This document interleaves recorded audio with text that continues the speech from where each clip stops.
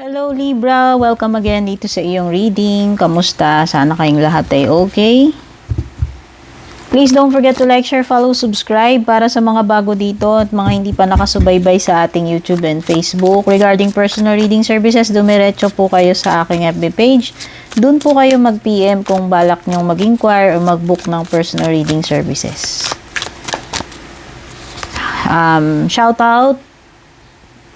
Shoutout na malupit sa ating Facebook subscribers at YouTube channel members.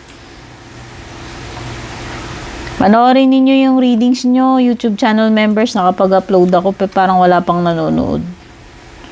Hindi yata napapansin ng mga members natin.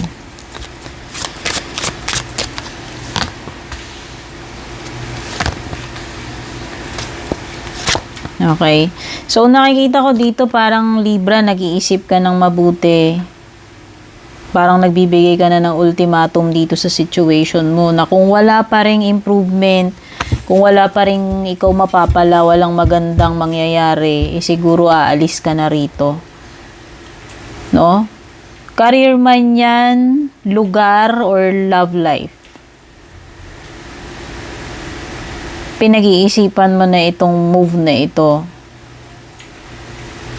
Kasi nga naghihintay ka kung magbabago pa eh. Kasi pag hindi na, pointless na mag-stay dito, relationship man yan or hindi. Kino-consider mo na yung pag-alis. Parang nagpaplano ka ng maghanap ng opportunity sa iba. No, kasi nga, feeling mo, walang growth, walang happiness or fulfillment dito sa current na kinaroroonan mo. No, you are considering options. Meron kang two of wands, no? So may mga pinagpaplanuhan ka, pinag-iisipan ka. Possible na may mga prospects ka dito or dalawang choices na pinagpipilian din, Libra. Okay? So, feeling mo kasi parang hindi ka nabibigyan din ng ng merit dito sa kinaroroonan mo, workplace man ito or relationship. Pwedeng hindi ka na-appreciate dito. Feeling mo parang nagsasayang ka lang din ng effort, ng energies ng panahon mo. Ayan, no? Parang hindi mo nakukuha yung deserve mo na deserve mo dito, Libra, with the 6 of Wands. Kaya nga you are considering kung aalis ka na ba or hindi pa or maghihintay ka pang magbago with the Wheel of Fortune. Nihintay mo na lang ito na lang yung Wheel of Fortune na lang hinihintay mo rito, Libra, kung magkakaroon ba ng a change for the better or a change for the worse, pero parang naghahanda ka na nga, to walk out. 9 of Swords. Ang dami mong iniisip, Libra. Pwedeng marami kang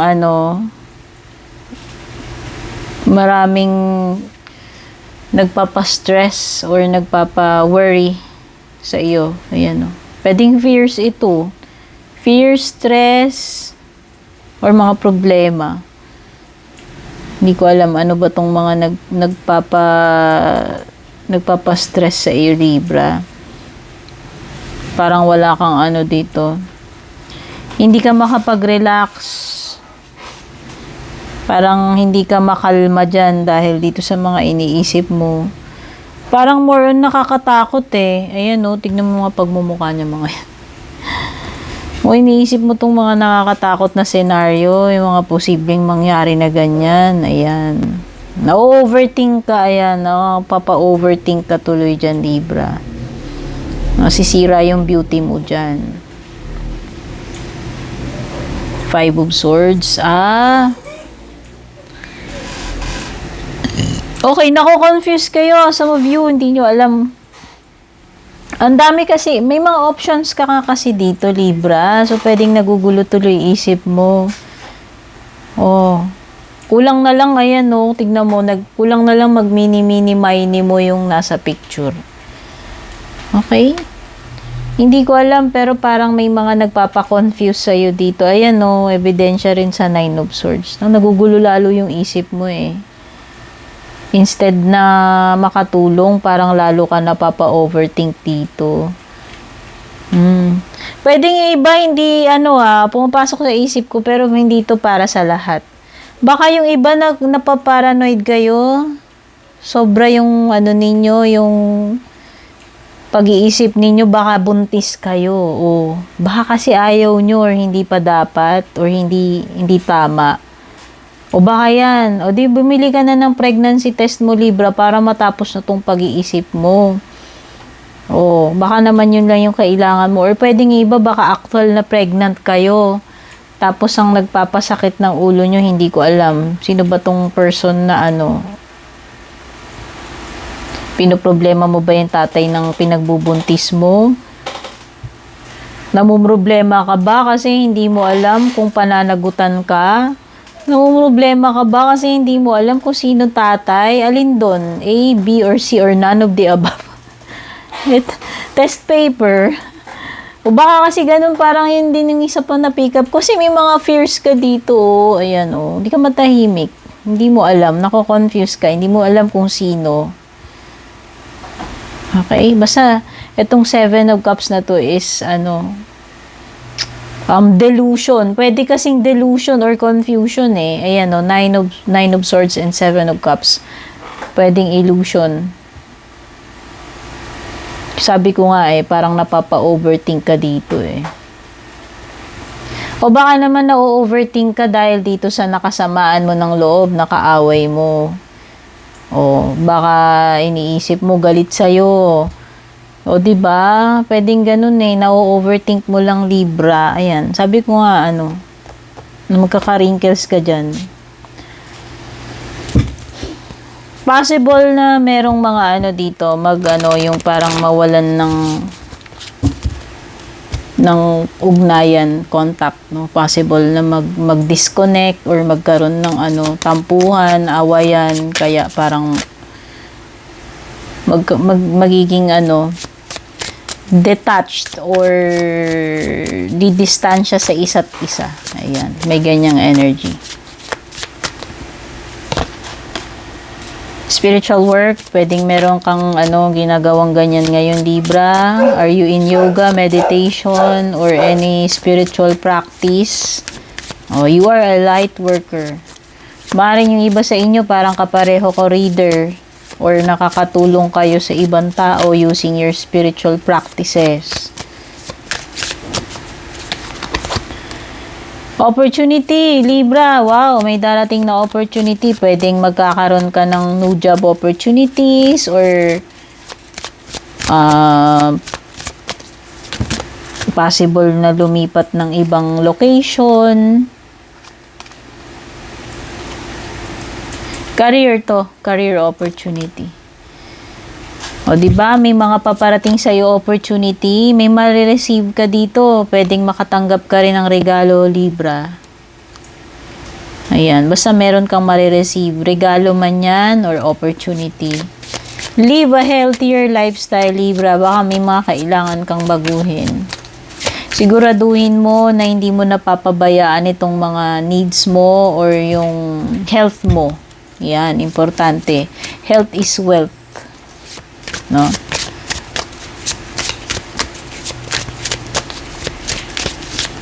Ayan, ensure that your body is nourished. Join a gym and regain strength. No? Magpahinga pag kailangan, magpa-check up pag kailangan. Or simply pagiging healthy choices. No, hindi lang naman may kinalaman sa katawan mo. Pwedeng kino-consider mo yung healthy relationships. Nagbabawas ka ng mga toxic na connections. Yung mga ganyan. Basta parang may mga dito, lifestyle changes or yung mga healthy choices na kino-consider mo. Sweet success, Libra. O, possible na magiging successful ka daw. Kung ano man yung gusto mo, Libra, possible na makuha mo. Ayan, You will get what you want. Sweet success. So, merong matamis na tagumpay na naghihintay sa iyo, Libra. Possible na makamit mo yung goal mo o yung wish mo dito. Wrong decision. Ako. Mukhang magkakamali ka sa sa gagawin mong desisyon, Libra. Ayan. Pwedeng hindi ka nag-ingat dito. May mga bad consequences, Libra, paparating sa iyo resulta ng mga maling decision mo. Kaya dapat always think before you act. So, kung hindi mo pa nagagawa yung pagkakamali na yan, kung mangyayari pa lang yan, Libra, dapat maging maingat ka. Bago ka, basta pakaisipan mo muna once, twice, 3 times, no? Bago mo siya gagawin. Para hindi mo pagsisihan yung mga bad consequences kung magkamali ka man ng decision. Love life. O, yung iba magkakaroon na ng love life. Kung single kayo, may paparating. Kasi may opportunities dito, dami.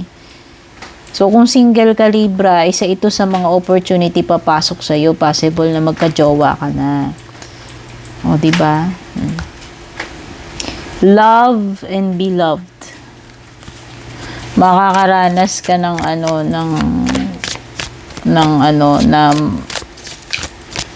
pagmamahal. Savings. You always need to put something off for a bad day. Magtabi ka daw, Libra. Wag puro bili, wag puro shopping, wag puro gastos. Isipin mo rin yung future. Dapat nagre-reserba ka rin or nagtatabi ka, hindi puro palabas yung pera. Okay? Maging wise sa pag-i-spend. Ayan. Para hindi ka ma-bankrupt. Or yung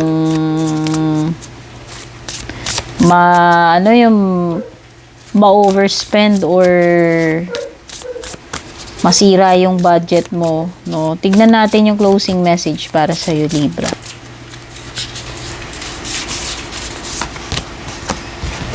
First light, beginning a new cycle. Mukhang magsisimula ka nga either sa career, Libra, yung binanggit ko, 'di ba, may opportunity ka, pwedeng bagong trabaho or lilipat ka ng ibang location, workplace. Pwede ring bagong romantic relationship or friendship. Ayan, meron kang bagong chapter cycle na sisimulan ngayon, Libra. Take care, God bless.